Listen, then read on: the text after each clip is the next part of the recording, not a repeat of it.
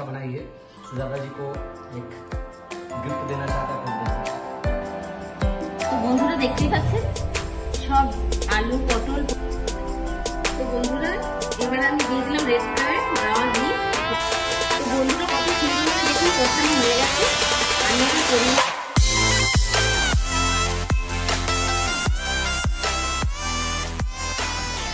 Hi guys, welcome back to the channel. वापस से एक न्यू ब्लॉग। तो ब्लॉग है सुजाता जी का कुकिंग के ऊपर। सुजाता जी बहुत अच्छा कुकिंग करती है, आप लोगों को हम दिखाते हैं। हाय गाइस, তো আজকে আমি রান্না করছি পটল আলু পনিরের রোসা। তো দেখুন কিভাবে আমি বানাচ্ছি। তো আপনারা ভালো লাগলে দেখতে থাকবেন আর এই রেসিপিটা ট্রাই করবেন। বন্ধুরা দেখুন আমি এখানে কি কি নিয়েছি। এখানে নিয়েছি পটল আলু পনির, আর এখানে সরষে তেল, হলুদ গুঁড়ো, এদিকে আছে টমেটো, আদা, জিরে, ধনে, কাঁচা লঙ্কা একসাথে পেস্ট করে নিয়েছি। এখানে আছে পোস্ত বাটা, এখানে আছে নুন, এখানে গরম মশলা, এখানে আছে ফোড়নে দেবো গোটা গরম মশলা, তেজপাতা, আর এখানে ধনে পাতা কুচি, ওখানে একটু চিনি রেখে দিয়েছি। তো বন্ধুরা স্কিপ করবেন না, ভিডিওটা পুরোটা দেখবেন। কড়াইটা গরম হয়ে গেছে, এবার আমি তেল দিয়ে দিলাম। গরম হয়ে গেছে, পনিরগুলো আমি ভেজে নেব। পনিরগুলো আমি হালকা গোল্ডেন করে ভেজে নেব।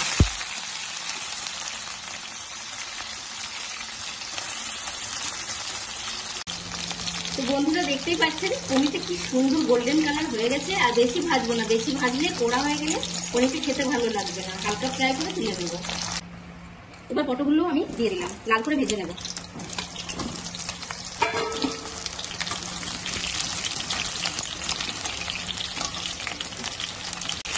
পটলটা লাল করার জন্য একটু হলুদ আর নুন দিয়ে দেবো। নুন দিয়ে দিলাম, এখানে একটু হলুদ দিয়ে দিলাম, দিয়ে এটাকে ভাজবো।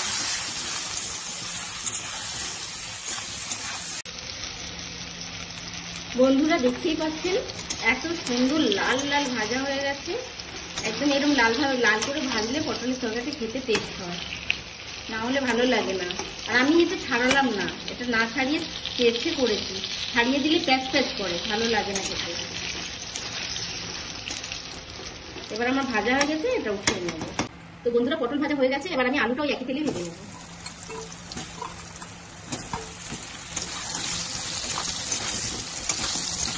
আলুটা লাল করে ভেজে নেব। তো আমি একটু নুন দিয়ে দিলাম বন্ধুরা, আর একটু হলুদ গুঁড়ো দিয়ে দেবো, তাড়াতাড়ি কালারটা এসে যায়। ভেজে নেব। দেখেছি নুন আর হলুদ দিলে কালারটা কট করে সুন্দর হবে, গোল্ডেন হবে। তো বন্ধুরা দেখতেই পাচ্ছেন খুব সুন্দরভাবে আলুটা ফ্রাই হয়ে গেছে, পুরো গোল্ডেন কালার হয়ে গেছে। এবার আমি উঠিয়ে নেব। তো বন্ধুরা দেখতেই পাচ্ছেন সব আলু পটল পনিরগুলো কত সুন্দরভাবে ভাজা হয়ে গেছে। তো এবার আমি রান্নাটা করে নেব। ওই তেলে আমি দিয়ে দিলাম তেজপাতা, আর এখানে গোটা মশলা ফোড়ন। এটা একটু ভেজে নেব। এক মিনিট। গোটা মশলা ভাজাগুলো গন্ধটা ভালো বেরিয়ে গেছে। এর উপরে আমি বাটা মশলাটা দিয়ে দেবো।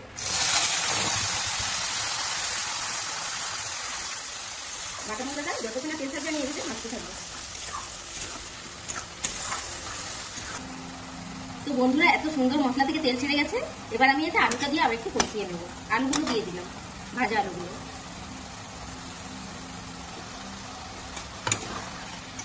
এখন থেকে কালারটা কত সুন্দর এসেছে। আর নিরামিষ বানাচ্ছি, তো বন্ধুরা খেতে খুব ভালো হয়। বন্ধুরা আলুটা ভালো করে আমার কষানো হয়ে গেছে। এবার আমি পটলগুলো দিয়ে দেবো।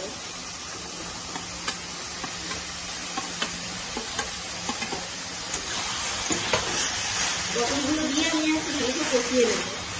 একটু আমি হালকা জল দিয়ে কষিয়ে নেব, কেন না হলে লেগে যাবে। অল্প জল দিয়ে দিলাম, এবার কষাতে থাকবো। এখানে কত সুন্দরভাবে কষানো হয়ে গেছে। এবার নিরামিষ তরকারি তো একটু চিনি না দিলে ভালো লাগবে না, তো আমি একটু চিনি দিয়ে দিলাম।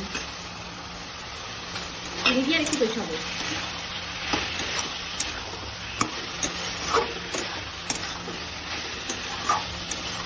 তো বন্ধুরা কত সুন্দরভাবে দেখুন কষানো হয়ে গেছে।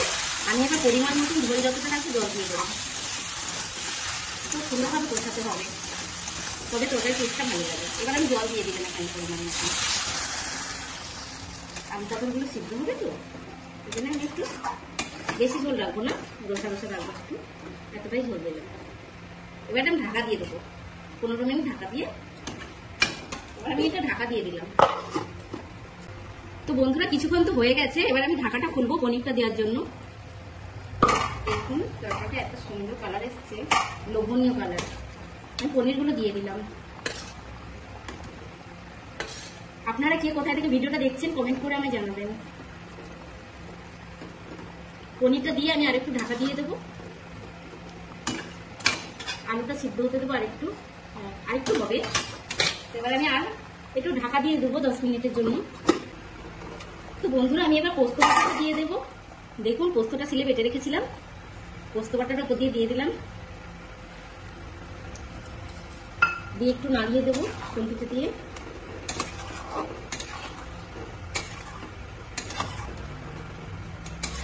আর একটু ঢাকা দিয়ে দেবো। সেন্টটা এত সুন্দর বেরোচ্ছে, পুরো বাড়ি সিমে গন্ধে একদম মোমো করছে। তো বন্ধুরা আমার 15 মিনিট তো পুরো রেডি হয়ে গেছে। এবার আমি ঢাকাটা খুলবো।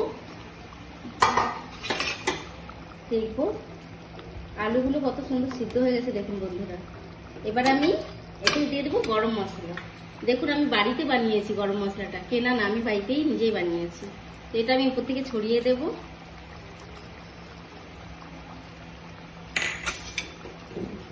নিরামিষ তরকারি বন্ধুরা, একটু ঘি না দিলে তো চলবেই না।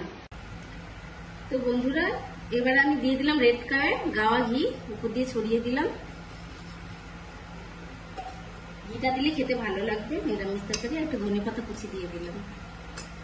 তো আমার রেসিপিটা রেডি হয়ে গেছে, আপনারা ফলো করুন এইভাবে। तो गाइस आप लोग देख सकते हो, खाने का बाद हम फीडबैक बताएंगे। यह है आलू पटल पनीर का भेज सब्जी, और पहले से साग बना कर रखी थी, सैलेड है, भात। तो हम लोग को दिखाते हैं खा करके।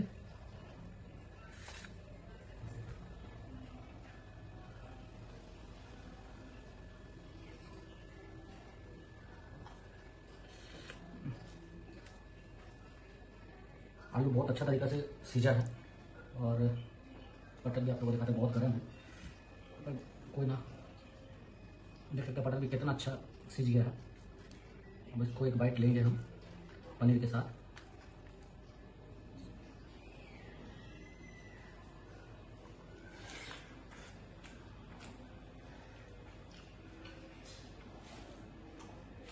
बहुत टेस्ट।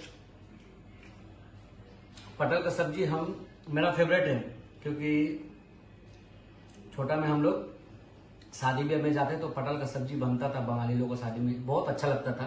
और सच में सुजाता जी बहुत अच्छा बनाई है। सुजाता जी को एक गिफ्ट देना चाहते हैं आप लोग, देखो। रहा नहीं जाता, तड़प ही ऐसी है। बहुत अच्छा हाथ है, बहुत अच्छा कुकिंग करती है सच में। तो अगर आप लोगों को ये वीडियो अच्छा लगा हो तो प्लीज आप लोग सुजाता जी के लिए एक लाइक करें और कमेंट करें। चैनल पर नए हो तो सब्सक्राइब जरूर करें।